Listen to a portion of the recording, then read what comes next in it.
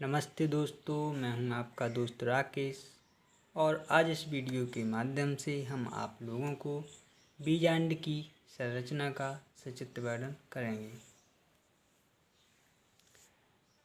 तो सबसे पहले देखते हैं इस चित्र के माध्यम से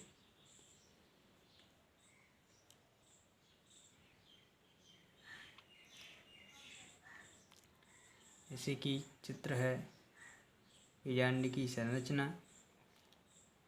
भ्रूणकोश, नाभिका, निभाग, बीजांडकाय, प्रतिमुख कोशिका, द्वितीयक केंद्रक, अंड, सहायक कोशिका, अंड उपकरण, अध्यावरण, बीजांड द्वार और बीजांड वृंत।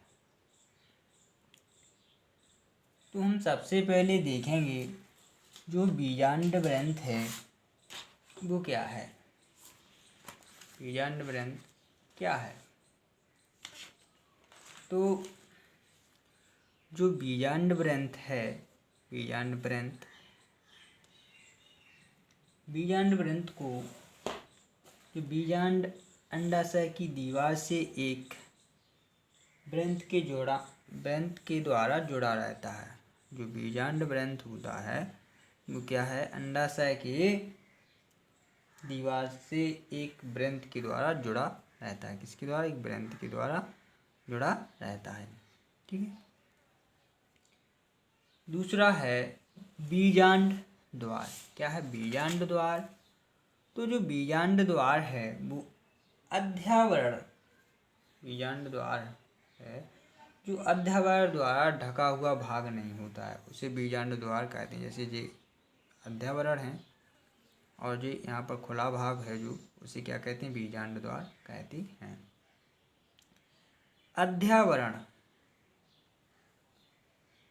अध्यावरण जो आंतरिक आवरण और बाहरी आवरण होता है उसे क्या कहते हैं? अध्यावरण कहते हैं। सहायक कोशिका तो जो भ्रूणकोश के अंदर और बीजांड द्वार की तरफ 3 कोशिकाएं हैं, उसमें 2 कोशिकाएं छोटी होती हैं और 1 कोशिका बड़ी होती है। तो छोटी कोशिका को सहायक कोशिका कहते हैं और बड़ी कोशिका को अंड कहते हैं, और इन दोनों से मिलकर बनता है अंड उपकरण। क्या होता है? अंड उपकरण। इसके बाद इसके भ्रूणकोश के मध्य में 2 केंद्रक पाए जाते हैं, इसे द्वितीयक केंद्रक कहती हैं। भ्रूणकोश में बीजांड कार होता है उस तरफ, यानी कि भ्रूणकोश में ऊपरी तरफ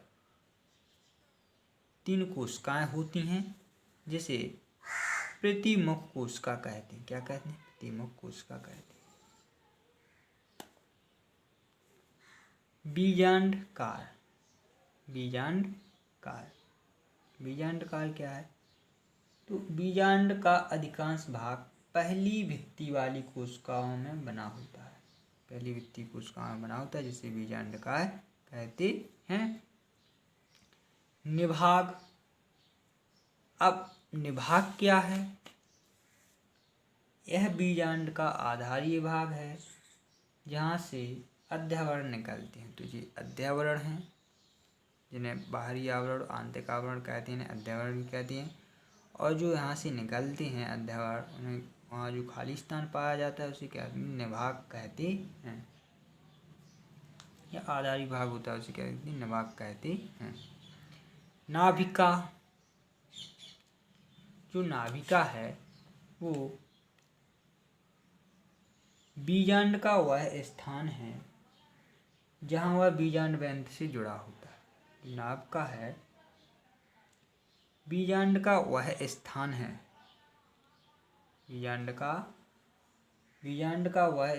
जहाँ बीजांड वृंत से जुड़ा होता है, उसे नाभिका कहते हैं।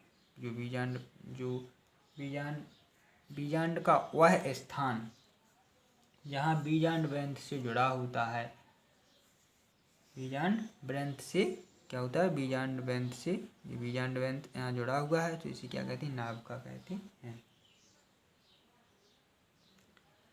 भ्रूणकोश, जो भ्रूणकोश होता है वो बीजांड में स्थित, बीजांड में स्थित, बीजांड में स्थित कोश के समान रचना को, बीजांड में स्थित कोश के समान जो रचना होती है उसे क्या कहते हैं, उसे भ्रूणकोश कहते हैं। इसके बाद बीजांड का वर्णन देखते हैं। सबसे पहले देखते हैं बीजांड क्या है। तो पुष्पों के अंडाशय में कुछ छोटी छोटी गोलाकार रचनाएं पाई जाती हैं। जो पुष्पों के अंडाशय होती हैं उसमें कुछ छोटी छोटी गोलाकार रचनाएं पाई जाती हैं जिन्हें बीजांड कहते हैं। प्रत्येक बीजांड में निम्न भाग होते हैं। जैसे सबसे पहले बीजांड देखते हैं, सबसे पहले बीजांड ग्रंथ देखते हैं। क्या बीजांड ग्रंथ देखते हैं? तो बीजांड अंडाशय की दीवार से एक ग्रंथ के द्वारा जुड़ा रहता है जिसे बीजांड ग्रंथ कहते हैं। जैसे आप चित्र के माध्यम से देख रहे हैं, जो बीजांड ग्रंथ है जो अंडाशय के दीवार से एक ग्रंथ के द्वारा जुड़ा होता है। किसके ग्रंथ के द्वारा जुड़ा होता है? जिसे बीजांड ग्रंथ कहते हैं। जैसे कि इसके बाद देखते हैं नाभिका। तो बीजांड का वह स्थान जहाँ वह बीजांड ग्रंथ से जुड़ा रहता है, बीजांड का वह स्थान जहाँ वह बीजांड ग्रंथ से जुड़ा रहता है उसे बीजांड कहते हैं। जिसे आप चित्र के माध्यम से देख रहे हैं, ये जुड़ा हुआ है और इसे क्या कहते हैं? नाभिका कहते हैं। बीजांड का अधिकांश भाग पहली भित्ति वाली कोशिका से बना होता है। इससे बना होता है, पहली भित्ति कोशिका से बना होता है। उसे क्या कहते हैं? बीजांड काय कहते हैं। इसे क्या कहते हैं? इसे बीजांड काय कहते हैं। अध्यावरण, जो अध्यावरण है उसे इस प्रकार से समझ सकते हैं। अध्यावरण हैं वो इस प्रकार हैं, जो आंतरिक आवरण और बाहरी आवरण होता है उसे अध्यावरण भी कहते हैं। तो ये क्या है? ये दोनों अध्यावरण हैं। तो यहाँ पर क्या चित्र के माध्यम से आप देख सकते हैं कि बीजांड में दो अध्यावरण पाए जाते हैं जिन्हें क्रमशः बाहरी और भीतरी अध्यावरण कहते हैं। इसके बाद बीजांड द्वार, जो बीजांड द्वार, बीजांड का वह भाग जो अध्यावरण द्वारा ढका नहीं होता उसे बीजांड द्वार कहते हैं। इसे आप चित्र के माध्यम से देख सकते हैं। जैसे कि जो यहाँ पर है, जो अध्यावरण द्वारा ढका हुआ भाग नहीं होता बीजांड का, और क्या कहते हैं उसे? बीजांड द्वार कहते हैं। इसके बाद निभाग, निभाग है वो इस प्रकार है। निभाग यह बीजांड का आधारीय भाग है जहाँ से अध्यावरण निकलते हैं। जहाँ से अध्यावरण निकलते हैं उसे क्या कहते हैं? यहाँ से निकलते हैं अध्यावरण, उसे निभाग कहते हैं। इसे क्या कहते हैं? निभाग कहते हैं। जहाँ से अध्यावरण निकलते हैं, अध्यावरण निकलते हैं उसे क्या कहते हैं? निभाग कहते हैं। इसके बाद भ्रूणकोश। तो भ्रूणकोश को देख लीजिएगा कि बीजांड में स्थित कोश की समान रचना को क्या कहते हैं? बीजांड में स्थित कोश की समान रचना को भ्रूणकोश कहते हैं। और यह 8 केंद्रीय होता है। कितना होता है? 8 केंद्रीय होता है। बीजांड द्वार की तरफ 3 कोशिकाओं से बना,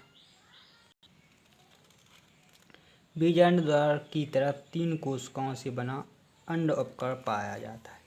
क्या पाया जाता है? अंड उपकरण पाया जाता है। तो ये यहाँ पर 3 कोशिकाएं हैं बीजांड द्वार की तरफ, तो ये क्या है? अंड उपकरण है। इसके बाद देखते हैं तथा 3 प्रतिमुखी कोशिकाएं निभागी सिरे पर स्थित होती हैं। कितनी? 3 प्रतिमुखी कोशिकाएं निभागी सिरे पर स्थित होती हैं। प्रतिमुखी कोशिकाएं कहलाती हैं, निभागी सिरे पर स्थित हैं और ये क्या कहलाती? प्रतिमुख कोशिकाएं कहलाती हैं।